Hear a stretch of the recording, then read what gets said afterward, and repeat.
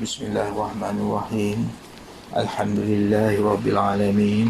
Wassalatu wassalamu ala ashrafil anbiya'i wal mursalin wa ala alihi wa sahbihi ajma'in. Assalamualaikum warahmatullahi wabarakatuh. Sidang pendengar yang dimuliakan, saya Muhammad Zaidi bin Muhsin daripada sektor pembangunan murid ingin berkongsi secebis ilmu menerusi slot bicara ilmu PPDTM. Sidang pendengar yang mulia,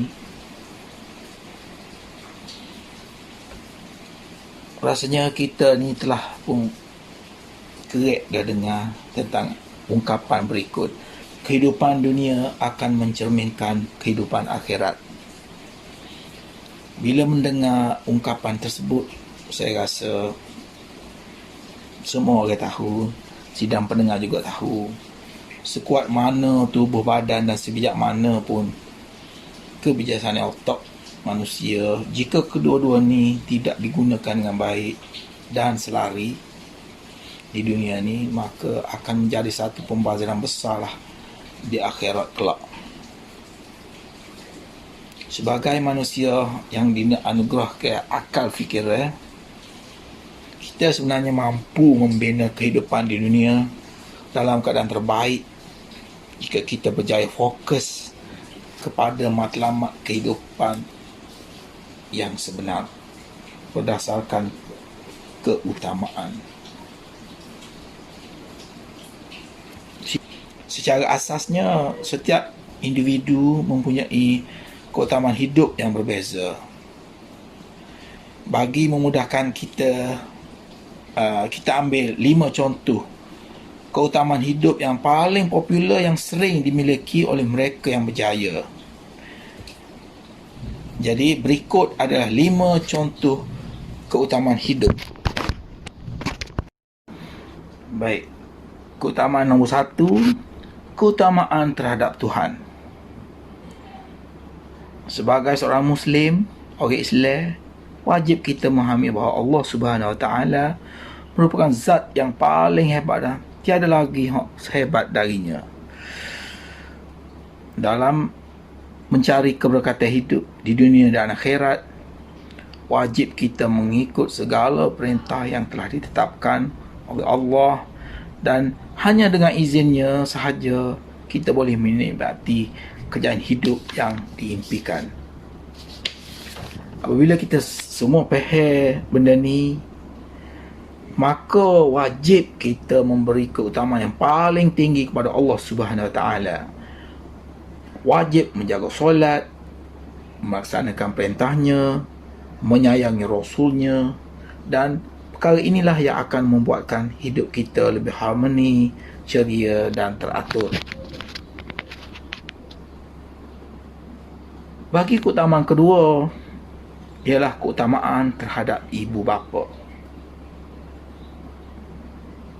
Rasanya kita semua sok mudah dengar pepatah yang mengatakan ibu bapa umpama keramat hidup di dunia. Semua kita sedar bahawa doa ibu bapa merupakan doa yang paling hebat, terutamanya doa dari seorang ibu. Kerana ibu telah diberi kelebihan yang istimewa, di mana setiap doa ibu yang diminta darinya insya-Allah mudah dimakbulkan, sangat-sangat mudah dimakbulkan. Ini bermakna rezeki, kebahagiaan, keuntungan dan kejayaan akan datang dengan penuh rahmat jika ibu bapa mendoakannya untuk diri kita. Ingat, jangan sekali-kali mengabaikan ibu bapa kita.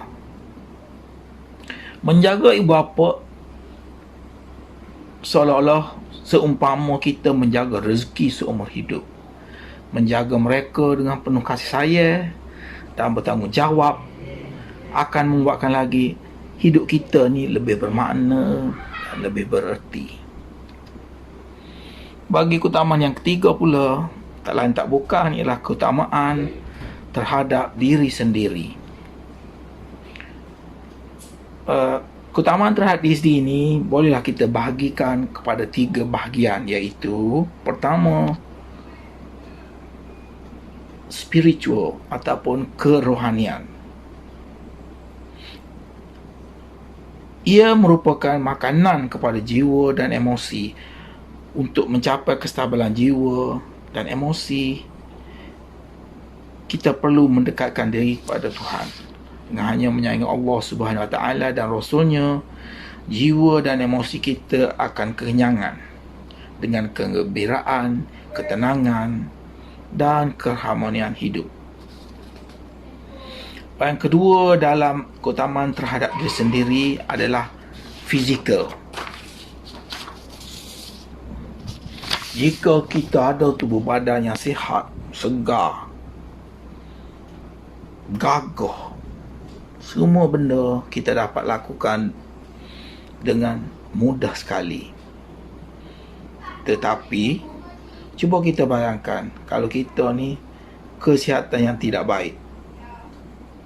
Tanpa kesihatan yang baik, anda akan menghadap kepayahan dalam melaksanakan tugasan dan akan mengganggu perjalanan kejayaan hidup anda. Dan yang ketiga dalam keutamaan terhadap diri sendiri, minda.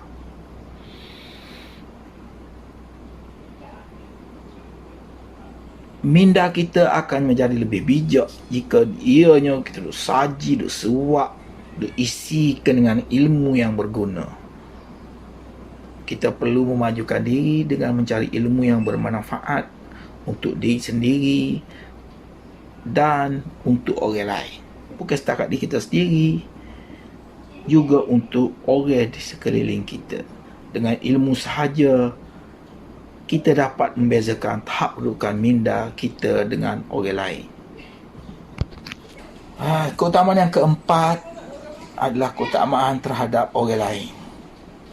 Atau dengan kata lain, keutamaan terhadap orang di persekitaran kita, di sekeliling kita.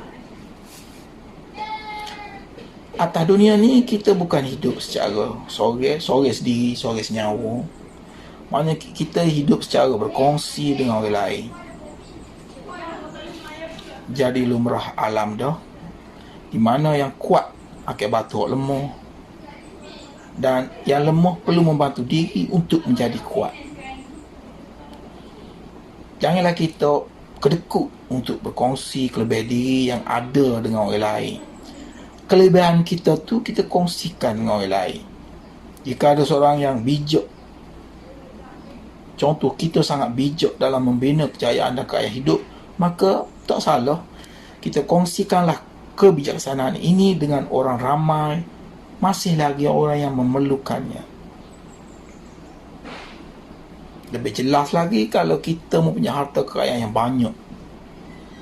Jadi dermakanlah sedikit darinya kepada anak yatim, fakir miskin, ibu tunggal, mangsa bencana, kalau lah ni mangsa COVID, pusat-pusat kebajikan atau mereka yang memerlukan. Jadi percayalah sidang pendengar yang mulia, bahawa setiap apa yang kita kongsikan bersama orang lain, kita akan terima habuannya berlipat kali ganda di akhirat kelak.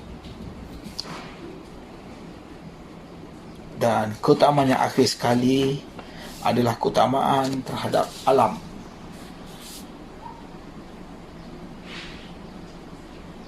Benda ni merupakan pelengkap pada 5 keutamaan hidup di dunia ni. Mungkin kita tertanya-tanya, apa pentingnya keutamaan terhadap alam?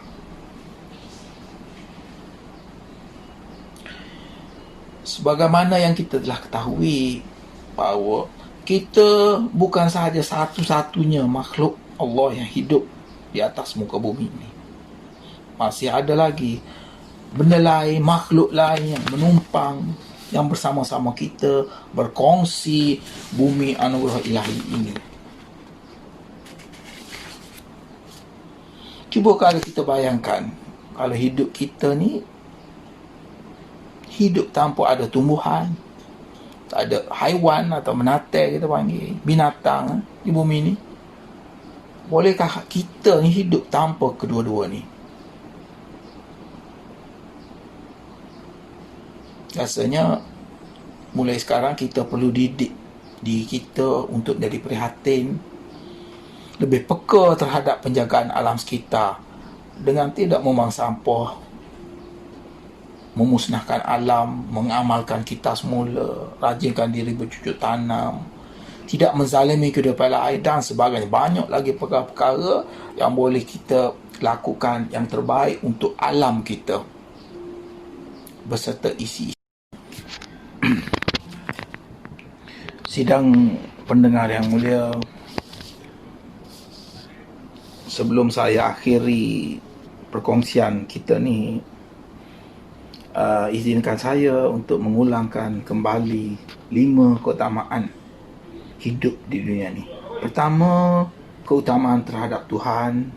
Yang kedua, keutamaan terhadap ibu bapa. Yang ketiga, keutamaan terhadap diri sendiri.